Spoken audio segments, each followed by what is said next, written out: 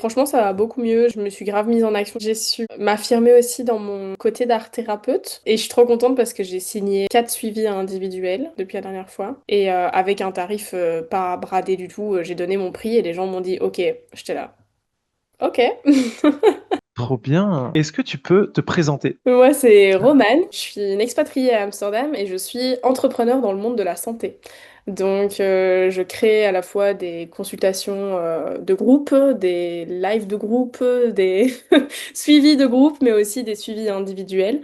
Et j'aspire à juste transmettre mon savoir autour de la psychonutrition, dans laquelle je suis spécialisée. Ok, du coup, tu accompagnes qui à quoi, on dirait? J'accompagne les femmes à juste kiffer tout leur repas et à Ok. sortir de cette dynamique de régime et de culpabilisation. Quand tu es venu, tu voulais te lever tous les matins en étant content de travailler.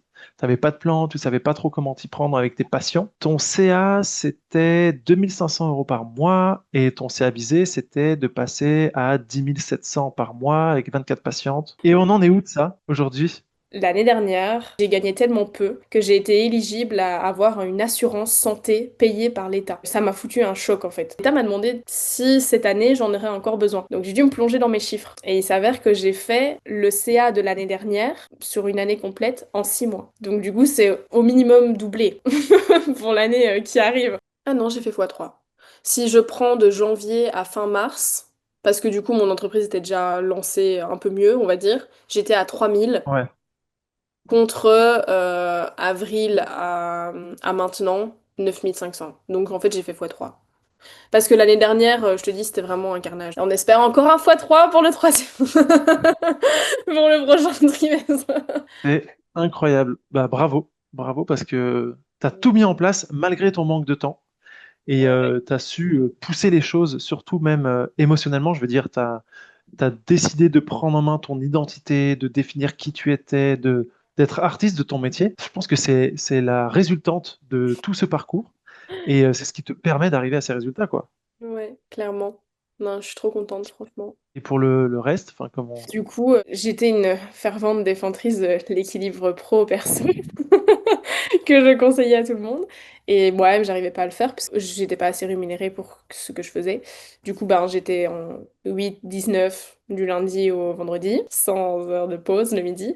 Donc forcément, j'avais les pieds lourds. Alors qu'aujourd'hui, j'ai vraiment des horaires définis par semaine. Et j'ai aussi compris que le business, c'est pas que les consultations. C'est créer des posts Instagram, c'est fédérer une communauté, c'est répondre à ses patients, c'est gérer l'admin, la compta. Donc forcément, j'ai débloqué du temps pour ça. C'est du temps opérationnel que moi j'adore en plus. C'est trop bien. J'ai la sensation que tu as cassé un plafond de verre. Ouais. Littéralement, c'était tout bloqué en dessous. Tu étais vraiment dans cette notion de plein de gens en individuel, etc. Là, paf, t'as explosé le truc. Maintenant, tu peux respirer, en fait. Ouais, c'est ça. Trop bien. Si on revient sur les problématiques que tu avais auparavant versus comment tu te sens maintenant, avant tu me disais que tu avais la sensation d'être perdu, que tu avais un manque de motivation, du coup cette notion des pieds lourds. Tu manquais aussi de clarté sur la meilleure offre à créer et comment la structurer pour qu'elle soit rentable et kiffante. Tu avais de la difficulté à te mettre en avant et à promouvoir tes offres. Ça te freinait sur le workbook par exemple dont tu m'avais parlé. Et tu avais une peur de déséquilibrer ta vie actuelle, perdre du confort, perdre ton équilibre vie pro-vie perso, et la crainte du regard de la communauté psy d'être critiqué sur ta manière d'entreprendre. Est-ce que tu peux me dire comment tu te sens aujourd'hui? Bah, aujourd'hui, je me sens bien. C'est encore un travail à faire, mais j'ai compris que c'est pas parce que j'étais psychologue que j'étais cantonnée en fait à faire des consultations individuelles toute ma vie. J'avais déjà brisé une barrière parce que je ne consulte qu'en visio, mais il y avait la seconde barrière de proposer d'autres choses que de la consultation individuelle avec laquelle j'étais vraiment bloquée. Et il s'avère que bah, dans la communauté, ça a été très bien reçu. Et d'ailleurs, j'ai des collègues qui sortent des accompagnements aussi de groupe maintenant. Donc c'est assez... Génial. ouais, c'est fun. Ça, c'est l'envers du décor de prendre à bras le corps la peur de s'exposer, c'est que maintenant, tu deviens inspirante pour tes pairs, là où tu avais peur d'être critiquée auparavant. Ouais, T'ouvres la voie. c'est trop bien, trop bien. C'est génial. Et justement, qu'est-ce qui t'avait donné l'envie, toi, d'être accompagné par moi ou de rejoindre l'incubateur des mindpreneurs? Bah, en fait, parce que j'avais eu des témoignages de personnes qui l'avaient rejoint. Et ce qui m'a poussée surtout, c'est que je sentais que c'était quelque chose au niveau du mental. Bah, la communauté dans laquelle j'étais dans l'incubateur des mindpreneurs, ça m'a boosté et je me suis dit, ok, là, il faut que j'y aille, quoi. Et justement, tu dirais que c'est quoi les trois résultats ou les trois bénéfices majeurs que tu as obtenus? Déjà, une meilleure connaissance de moi-même et de comment je fonctionne. Tout ce côté rien n'est grave, ça va aller, etc., etc., ça m'a vraiment débloqué quelque chose aussi dans ma relation avec mes patients. La deuxième chose, je dirais du temps. Clairement du temps. Ça m'a débloqué vachement de liberté, que ça soit en termes horaires comme en termes géographiques, parce que ben, forcément avec un groupe, c'est aussi moins d'implication en termes de consultation, donc je peux prendre le train tranquille sans me dire mince, ça empiète sur mes horaires de consultation. La troisième chose, je dirais que c'est juste du kiff, quoi. Vraiment, ça m'a débloqué du bonheur. J'aime trop ce que je fais, c'est que maintenant je suis fière et j'investis aussi avec fierté et je comprends pourquoi je le fais et que non, être psychologue, c'est pas juste se former en continu à l'université et donner des consultations, c'est aussi se former à son activité. En fait, c'est vraiment ce que tu disais tout à l'heure. Il y avait la notion de métier de psy que tu Ouais, savais que tu faisais.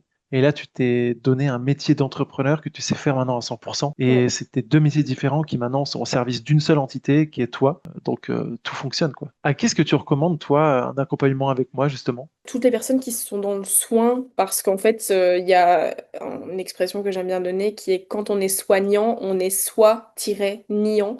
Donc, on se nie soi-même.